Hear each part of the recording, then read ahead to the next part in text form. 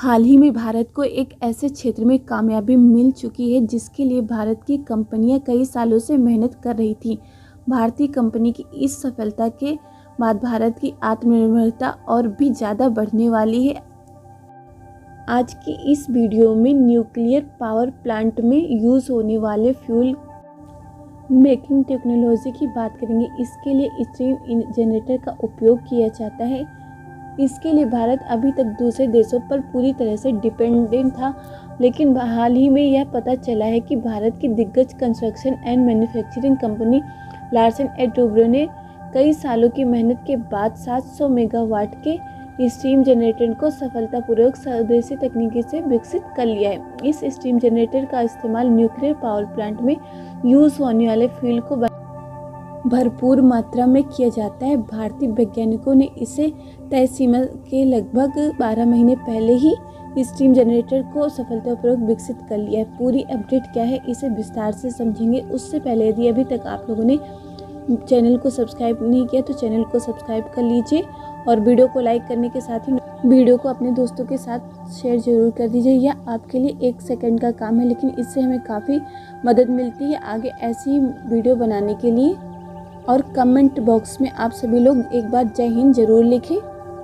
भारत के nuclear power plant को चलाने के लिए काफ़ी मात्रा में विशेष प्रकार के फ्यूल का इस्तेमाल किया जाता है। अभी तक भारत के लिए दिक्कत की बात यह थी कि इसको बनाने की टेक्नोलॉजी भारत के पास न होने के कारण फ्यूल की ज़रूरत के लिए हमें दूसरे देशों पर निर्भर रहना पड़ता था, जिससे कभी कभी न्यूक्लियर पावर प्लांट में इस्तेमाल होने वाले फ्यूल को भारत पहुंचने में काफ़ी देरी का सामना करना पड़ता था और इसके लिए भारत को अन्य देशों को काफ़ी ज़्यादा मूल्य भी चुकाना पड़ता था।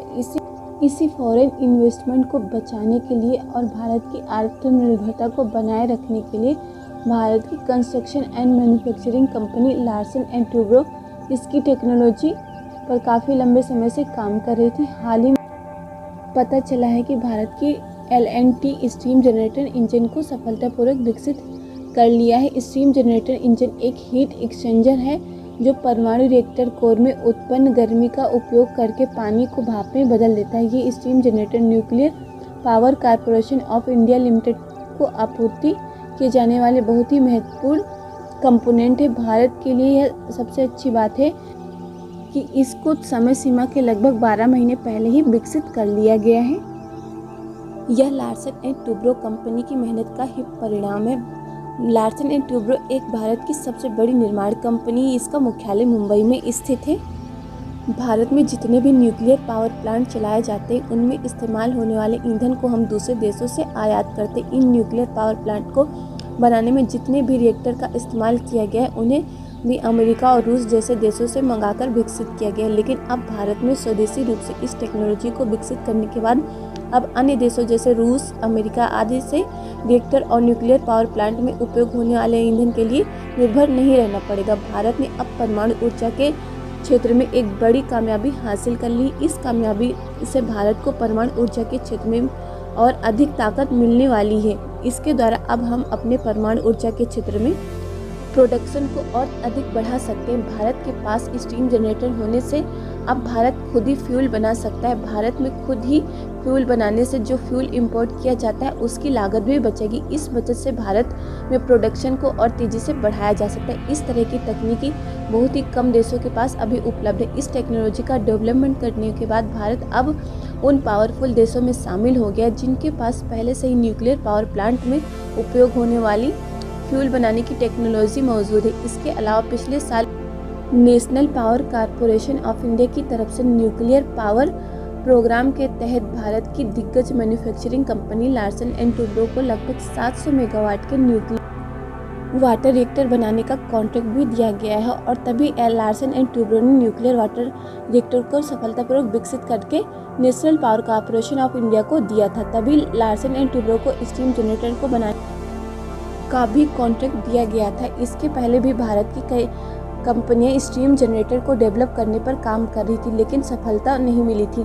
लेकिन अब लार्सन एंड टूब्रो के वैज्ञानिकों ने जो करके दिखाया है उससे भारत की ताकत का अंदाजा दूसरे देशों को होने लगा, जिसकी जानकारी खुद लार्सन एंड टूब्रो ने पोस्ट करके शेयर की। इस पोस्ट में यह बताया गया कि लार्सन एंड टूब्रो की हैवी इंजीनियरिंग की ब्रांच 10 बाई 700 मेगावाट के स्टीम जनरेटर को तय समय सीमा से 12 महीने पहले सफलतापूर्वक बनाकर nuclear power corporation of India को दे दिया है। भारत ने आने वाले समय में न्यूक्लियर पावर प्लांट के विजन को स्पष्ट रूप से तैयार कर लिया है। वर्तमान समय में न्यूक्लियर पावर प्लांट भारत में बिजली उत्पादन का 5वां सबसे बड़ा सोर्स है, जो देश की कुल बिजली जरूरतों का लगभग 3% हिस्सा है, जिसे भारत और भी ज़्यादा बढ़ाने की तैयारी में लगा हुआ है, जिससे ज़्यादा से ज़्यादा बिजली को न्यूक्लियर पावर प्लांट के माध्यम से तैयार किया जा सके। Nuclear power corporation of India ने यह निर्णय लिया है कि आने वाले लगभग 8 सालों में, यानी कि वर्ष 2032 तक हम अपनी न्यूक्लियर पावर क्षमता को लगभग 22,480 मेगावाट तक पहुंचा देंगे, जबकि वर्तमान समय में NPCIL 8,180 मेगावाट क्षमता वाले केवल 24 रिएक्टरों को संचालित कर रहा है। आने वाले कुछ सालों में हम अपनी न्यूक्लियर कैपेसिटी को 3 गुना से ज़्यादा बढ़ाने वाले हैं। लार्सन एंड टूब्रो के लगातार किए जा रहे प्रयास से यह संभव लगने लगा कि हम अपने न्यूक्लियर पावर को 2032 तक 3 गुना तक बढ़ा पाएंगे। स्टीम जनरेटर के विकास से भारत को काफ़ी फायदा होने वाला है, क्योंकि एक तरफ भारत जिस फ्यूल का इंपोर्ट करता था उस पर लगने वाला पैसा बचेगा, वहीं दूसरी तरफ भारत जिन देशों में अभी भी यह टेक्नोलॉजी नहीं है, वहाँ पर निर्यात करके भी अच्छा खासा मुनाफा कमा सकता है। स्टीम जनरेटर के विकास के बाद भी भारत पूरी तरह से सेल्फ डिपेंड नहीं है, क्योंकि अभी भी यूरेनियम का भारत को आयात करना पड़ेगा, जिसका उपयोग न्यूक्लियर रिएक्टर में किया जाता है। लेकिन स्टीम जनरेटर के विकास से भारत का काम और आसान हो गया है। बाकी भारत के वैज्ञानिक और कंपनियां भारत को परमाणु ऊर्जा के क्षेत्र में आगे ले जाने के लिए हर संभव प्रयास कर रहे हैं, और भारत को आगे आने वाले समय में इस क्षेत्र में कामयाबी भी मिलने वाली है। वर्तमान समय में भारत के वैज्ञानिक जिस भी टेक्नोलॉजी को इंडिजिनस रूप में डेवलप कर रहे हैं, उस पर अन्य देशों को काफ़ी भरोसा होता है, और जिन देशों के पास अभी भी वह टेक्नोलॉजी नहीं है, वो लोग भारत की तरफ अपना रुख करते हैं उस टेक्नोलॉजी को लेने के लिए। भारत की स्वदेशी तकनीक को डेवलप कंट्रीज भी अच्छा बताती हैं। भारत अब लगातार टेक्नोलॉजी के क्षेत्र में अपने आप को आगे बढ़ाता जा रहा है, और भारत के वैज्ञानिक इसमें हर संभव प्रयास भी कर रहे हैं। इस काम के लिए भारत के वैज्ञानिक बधाई के पात्र हैं। अभी तक की अगर आप लोगों ने वीडियो को लाइक नहीं किया है तो आप लोग वीडियो को लाइक ज़रूर कर दीजिए, और चैनल को सब्सक्राइब करके नोटिफिकेशन बेल आइकन को जरूर दबाएं, तभी वीडियो की नोटिफिकेशन आप लोग को मिलेगी और आप लोग वीडियो को सबसे पहले देख पाएंगे। एक वीडियो को बनाने में काफ़ी समय लगता है, इसलिए आप लोगों से एक रिक्वेस्ट है कि आप लोग वीडियो को पूरा ज़रूर देखा करिए, और अपने दोस्तों के साथ वीडियो को फेसबुक, व्हाट्सएप, इंस्टाग्राम ग्रुप पर शेयर भी कर दिया करिए। और अगर आपको वीडियो में कोई भी कमी लगे तो आप लोग उसको कमेंट करके ज़रूर बताएं, जिससे कि उसमें सुधार किया जा सके। इस वीडियो में बस इतना ही। Thanks for watching.